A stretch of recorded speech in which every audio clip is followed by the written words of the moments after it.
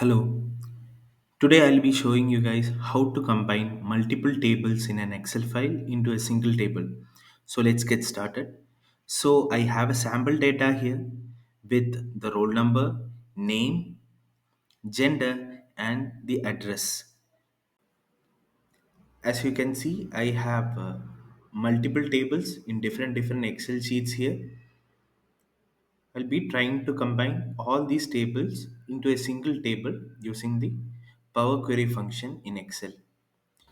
Before starting, please ensure that you have the data organized as a table. So if you select the data, you can see this table design option on the top.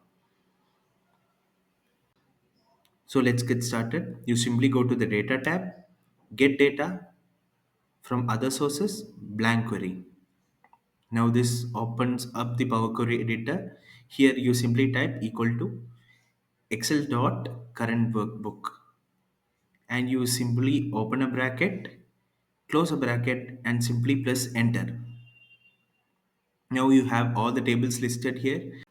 Now directly press this option here on the top. Now you have all the columns which you require here. So if you want a certain column to be avoided, you can untick. Click OK. Now you have the tables combined into a single table. Now next you have to just close and load the data.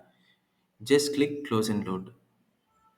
As you can see here, you have the combined table here in the sheet named query 1. All the tables are combined. If you have a large number of tables to be combined, this will save you a lot of time. So that's it. Thank you.